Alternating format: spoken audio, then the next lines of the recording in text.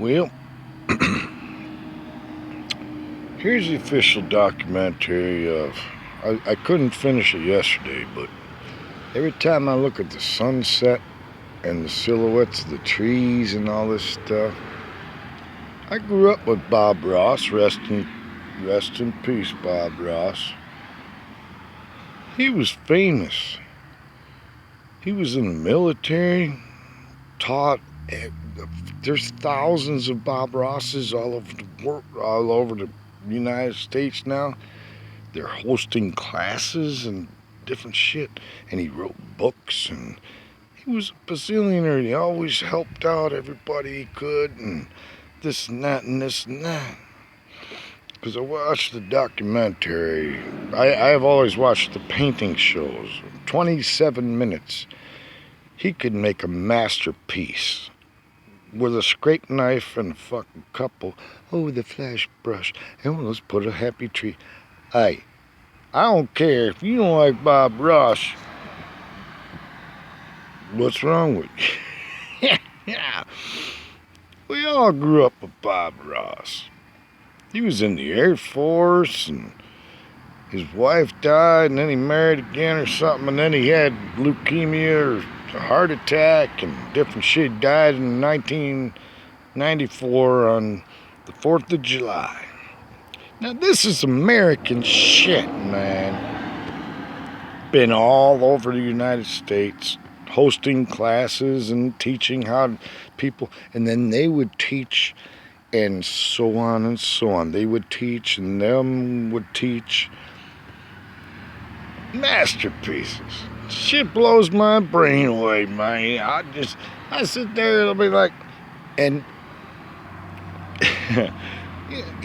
then the documentary, they had Brad Paisley, they had Lindsley Seymour, or whatever her fucking name is, and a bunch of other people that met him and hung out with him.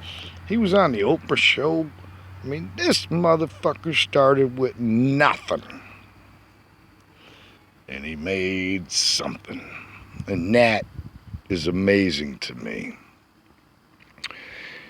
But as I sit here, I'm going to show you this. I don't know if it'll come in. It's a little brighter today.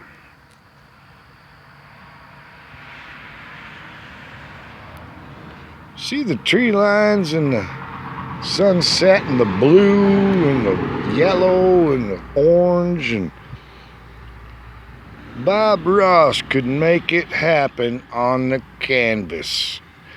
Now, when I was younger, I used to do pencil sketches of the mountains in the Adirondacks. I had a little black book. It wasn't very big. And every time I climbed one of the Adirondack mountains, I would draw a picture of what I saw, and it looked just like it. And I had a master painter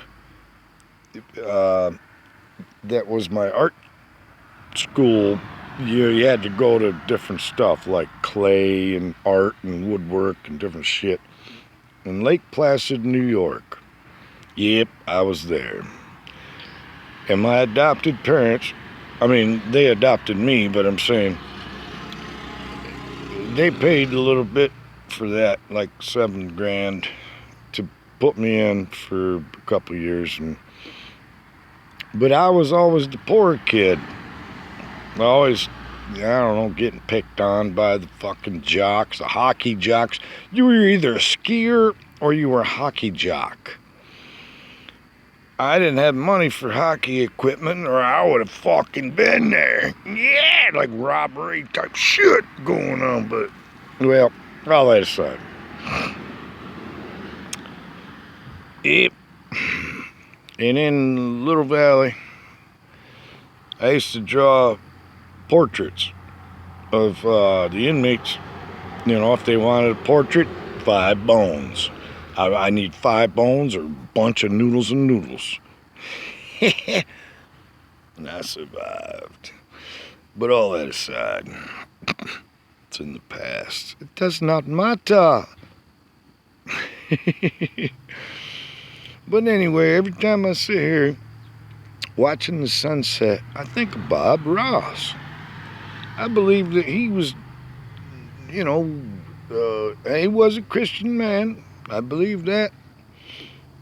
He was in the Air Force, and he'd been every state in the United States teaching classes and instructions and wrote books, and he was a bazillionaire because he had people that stood behind him, stood with him, and backed him because they believed in what he was trying to accomplish. And then the public PBS channels and all this stuff. It's on YouTube. The full documentary of Bob Ross. I recommend it 100%. 100%. And it's so touching. And then he passed away on July 4th, 1994. He had a heart attack earlier, and then he had lymphoma or something. He was all fucked up. But you know what? I want to cut my hair, grow my hair, and get it permanent like Bob Ross. Because he's like he's like badass as Clint Eastwood. And, you know what I mean? They're epic. They're just fucking epic. They're like Led Zeppelin. Like Pink Floyd. Ain't nobody ever gonna get tired of this. I listened to them the other night because I couldn't sleep and I was not feeling right. Oh, I just wrote a new song. But the way he talks when he's painting just soothes the soul. The whisper. You know what I mean? Plus, you're watching him do a fucking... Hang on, I got a fucking mosquito on me. Damn bugs.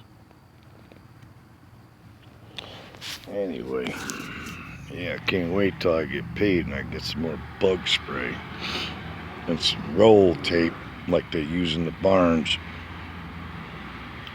But all that aside, Bob Ross, rest in peace, my brother from another mother, and I hope I see you across the other side of the river of life, next to the tree of life, and you can put another little happy tree next to it. And I'll be right there. You just show me what I gotta do, Bob. Oh, I need the fan brush? Oh, I need the scraper thing? Okay.